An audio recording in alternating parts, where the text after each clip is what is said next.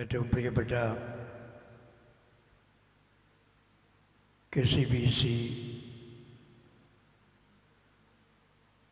Charismatic commission secretary താമരവള്ളി അച്ഛൻ, Jerusalem ധ്യാനകേന്ദ്രത്തിൽ ധ്യാനിപ്പിക്കുന്ന ജോ പാച്ചേരി അച്ഛൻ, father Reni manual, പ്രിയപ്പെട്ട സമർപ്പിതരെ, പ്രിയപ്പെട്ട യുവതീ യുവാക്കളെ, ഇന്ന് ആഗോള സഭ വിശുദ്ധ യോഹന്നാൻ്റെ തിരുനാൾ ആഘോഷിക്കുകയാണ്. വിശുദ്ധ യോഹന്നാൻ ആരാണെന്ന് നിങ്ങൾക്കെല്ലാവർക്കും അറിയാവുന്നതാണ്. യേശുവിൻ്റെ 12 ശിഷ്യന്മാരിൽ ഏറ്റവും പ്രിയപ്പെട്ടവനായിരുന്നു യോഹന്നാൻ. കർത്താവിൻ്റെ മാറിൽ അദ്ദേഹം തലചായ്ച്ച് കിടന്നതായിട്ട് നമ്മൾ വായിക്കുന്നുണ്ട്. നമുക്കറിയാവുന്നതുപോലെ കർത്താവിൻ്റെ എല്ലാ ശിഷ്യന്മാരും ഒരാളൊഴികെ എല്ലാവരും രക്തസാക്ഷികളായി മരിക്കുകയായിരുന്നു. കർത്താവിന് വേണ്ടി രക്തം ചിന്തി മരിക്കുകയായിരുന്നു. അതേസമയം യോഹന്നാൻ മരിച്ചത് അങ്ങനെയല്ല. അദ്ദേഹത്തെ പാത്മോസ് എന്ന് പറയുന്ന ദ്വീപിലേക്ക് നാടുകടത്തി അവിടെ വെച്ച് അദ്ദേഹം മരിച്ചുവെന്നാണ് നമ്മുടെ വിശ്വാസം. പക്ഷേ മറ്റ് രക്തസാക്ഷികളെപ്പോലെ തന്നെ ധാരാളം സഹനങ്ങൾ ഏറ്റുവാങ്ങിയവനാണ് വിശുദ്ധ യോഹന്നാൻ. തിളച്ച എണ്ണയിലേക്ക് അദ്ദേഹത്തെ വലിച്ചെറിയുകയുണ്ടായി. എന്നാൽ ദൈവത്തിൻ്റെ പ്രത്യേക ഇടപെടൽ മൂലം അദ്ദേഹം രക്ഷപ്പെടുകയാണ് ഉണ്ടായത്. അപ്പോൾ അദ്ദേഹം മറ്റു ശിഷ്യന്മാരെ പോലെ രക്തസാക്ഷി ആയില്ല എങ്കിലും ഒരു രക്തസാക്ഷിയുടെ ജീവിതമാണ് അദ്ദേഹത്തിനുണ്ടായിരുന്നത്. നമ്മൾ അദ്ദേഹത്തെ ഓർക്കുന്നു. അദ്ദേഹം നമ്മളെ പഠിപ്പിച്ച സുവിശേഷം ലേഖനങ്ങളൊക്കെ വായിച്ച് ക്രിസ്തുവിനെ അറിയുവാൻ നമ്മൾ ശ്രമിക്കുകയാണ്. ഒരു വാചകം കൊണ്ട് മനുഷ്യപദാർത്ഥത്തെ ദൈവത്തിൻ്റെ ഭൂമിയിലേക്കുള്ള വരവിനെ നമ്മുടെ മുമ്പിൽ അവതരിപ്പിക്കുന്നവനാണ് വിശുദ്ധ യോഹന്നാൻ. യോഹന്നാന്റെ സുവിശേഷം 1-ാം അധ്യായം 14-ാം വാക്യത്തിൽ പറയുകയാണ്, വചനം മാംസമായി നമ്മുടെ ഇടയിൽ വസിച്ചു. മനുഷ്യപദാർത്ഥത്തെ, ദൈവത്തിൻ്റെ മനുഷ്യപദാർത്ഥത്തെ ഇത്രമാത്രം ചുരുക്കത്തിൽ പറയാൻ കഴിയുന്ന ഏക വ്യക്തി വിശുദ്ധ സ്നാപക യോഹന്നാൻ തന്നെയാണ്. The word became flesh and dwelt among us. വചനം മാംസമായി നമ്മുടെ ഇടയിൽ വസിച്ചുവെന്ന്. പ്രിയപ്പെട്ടവരെ, ആ വചനം മാംസമായ ദൈവത്തെ വിശ്വസിക്കുവാനും വിശ്വസിച്ച് മറ്റുള്ളവർക്ക് പറഞ്ഞു കൊടുക്കുവാനും വിളിക്കപ്പെട്ടിരിക്കുന്നവരാണ് നമ്മൾ ഓരോരുത്തരും. ഇവിടെ വന്നിരിക്കുന്ന ഇന്ന് നിങ്ങളെ പ്രത്യേകമായി പഠിപ്പിക്കാൻ ആഗ്രഹിക്കുന്നത്, ഇന്നത്തെ തീമായിട്ടെടുത്തിരിക്കുന്നത് മത്തായിയുടെ സുവിശേഷം 5-ാം അധ്യായം 14 മുതൽ 16 വരെ വാക്യങ്ങളാണ്. അവിടെ പ്രത്യേകമായിട്ട് കർത്താവ് പറയുകയാണ്, നിങ്ങൾ ലോകത്തിൻ്റെ പ്രകാശമാണ്. നിങ്ങൾക്കറിയാം പ്രകാശത്തിൻ്റെ പ്രവർത്തനങ്ങൾ എങ്ങനെയാണ്. നിങ്ങൾ കടൽ തീരത്ത് പോയിട്ടുണ്ടെങ്കിൽ,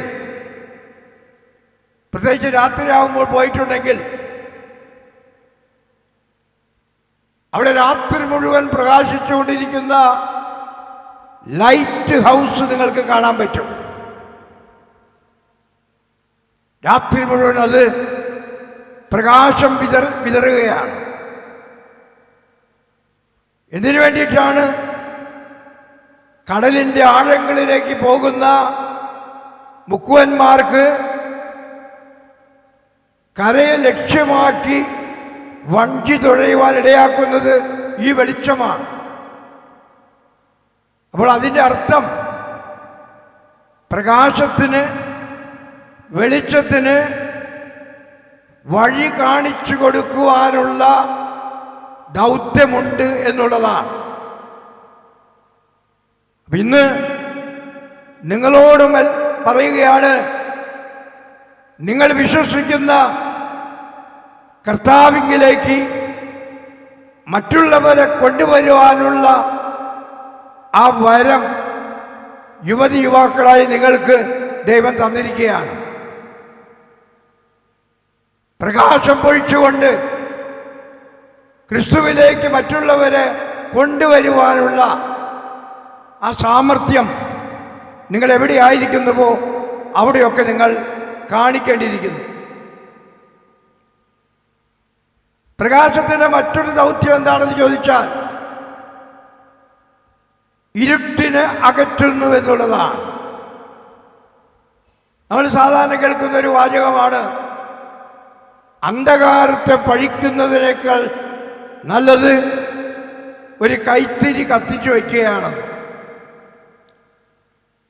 എല്ലായിടത്തും ഇരുട്ടാണെന്ന് വിളിച്ചു പറയുന്നതിന് പകരം നമ്മളിലുള്ള പ്രകാശത്തെ ആ ഇരുട്ടിൽ തെളിയിച്ച് കാണിക്കുവാൻ നമുക്ക് സാധിക്കുമെങ്കിൽ നമ്മൾ ഇരുട്ടിനെ അകറ്റുന്ന വ്യക്തികളായിത്തീരും.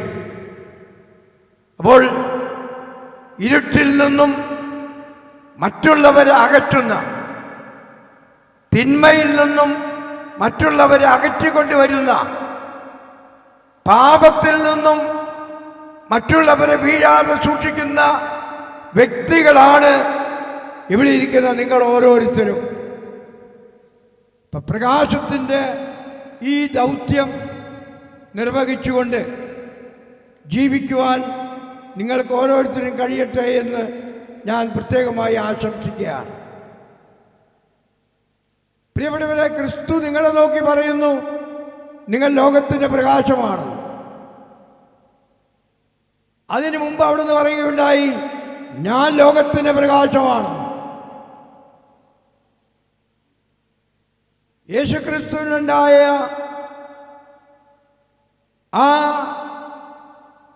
അവബോധം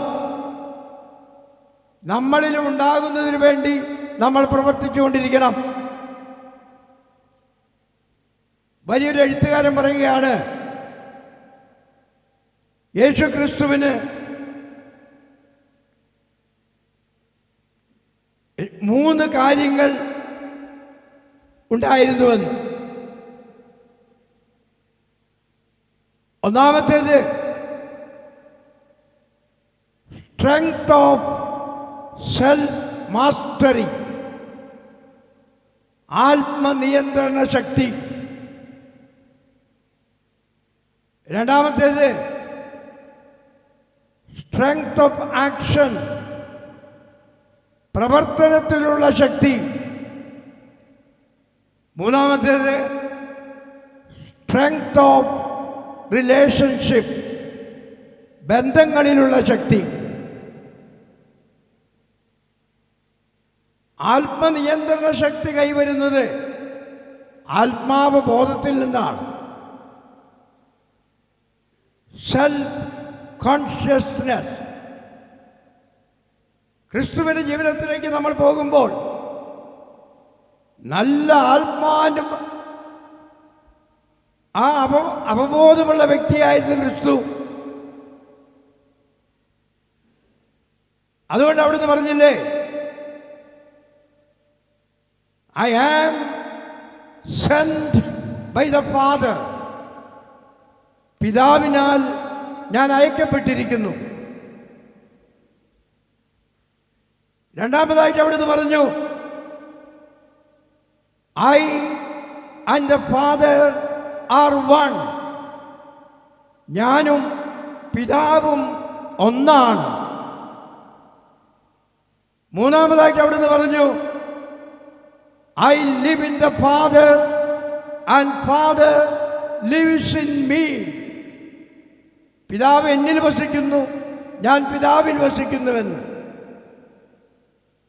പിന്നീട് അവിടുന്ന് സുവിശേഷങ്ങളിലെല്ലാം നമ്മൾ കാണുന്നുണ്ട് അവിടുത്തെ അവബോധം എന്തായിരുന്നുവെന്ന്. ഞാനാണ് വഴി, ഞാനാണ് സത്യം, ഞാനാണ് ജീവൻ എന്ന് അവിടുന്ന് പ്രഖ്യാപിച്ചില്ലേ? ഞാനാണ് വാതിൽ എന്ന് അവിടുന്ന് പറഞ്ഞില്ലേ? ഞാനാണ് പുനരുത്ഥാനമെന്ന് അവിടുന്ന് പറഞ്ഞില്ലേ? ഞാനാണ് ഇടയനെന്ന് പറഞ്ഞില്ലേ? അങ്ങനെയെല്ലാം ഞാൻ എന്ന് പറഞ്ഞുകൊണ്ട് അവിടുന്ന് ദൈവത്തോട് തന്നെ തന്നെ സാമ്യപ്പെടുത്തി നമ്മുടെ മുമ്പിൽ അവതരിപ്പിക്കുകയായിരുന്നു. അപ്പോൾ ആത്മാവബോധം, ആത്മനിയന്ത്രണ ശക്തി, ദൗത്യാവബോധം ഇതെല്ലാം ഉണ്ടാകുന്നത് ആത്മനിയന്ത്രണ ശക്തിയിൽ നിന്നാണ്. Strength of self mastery. യുവജനങ്ങളായി നിങ്ങൾക്ക് ഈ സ്ട്രെങ്ത് ഉണ്ടാകണം. Strength of self mastery. രണ്ടാമതായിട്ട് പറയുന്നത് സ്ട്രെങ്ത് ഓഫ് ആക്ഷൻ, പ്രവർത്തനത്തിലുള്ള ശക്തി. വിശുദ്ധ ഗ്രന്ഥത്തിൽ നമ്മൾ കാണുന്നില്ലേ, യേശു രാപകൽ ഇങ്ങനെ ഓടി നടക്കുന്നു, കുഷ്ഠരോഗികൾക്ക് സൗഖ്യം നൽകിക്കൊണ്ട്,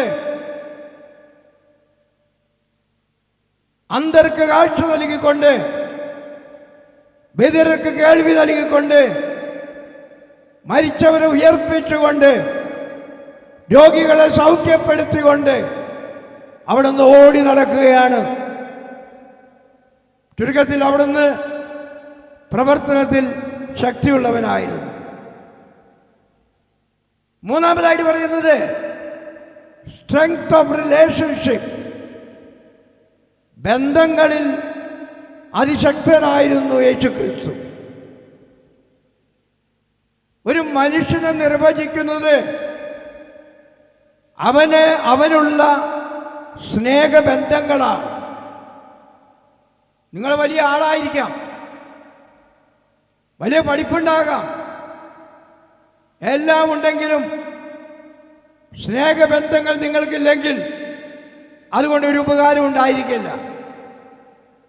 അതുകൊണ്ട് വിശുദ്ധ പൗലോസ് പറയുന്നത് സ്നേഹമില്ലെങ്കിൽ അതൊക്കെ ശൂന്യമാണെന്ന്. അപ്പോൾ എത്രമാത്രം സ്നേഹബന്ധങ്ങൾ നിങ്ങൾക്കുണ്ടാക്കുവാൻ സാധിക്കുന്നുവോ അത്രമാത്രം ശക്തമായിരിക്കും നിങ്ങളുടെ ജീവിതം. യേശു എല്ലാവരുമായി ബന്ധപ്പെട്ടു. പാപികളുമായി, ചുങ്കക്കാരുമായി, വിശുദ്ധരുമായി, പരിസേയരുമായി, സദുച്ഛേയരുമായിട്ട്, അങ്ങനെ നിരവധി പേരുമായിട്ട് ബന്ധപ്പെട്ടുകൊണ്ട് സ്നേഹബന്ധത്തിൽ ഏർപ്പെട്ടുകൊണ്ട് ജീവിച്ചവനാണ്.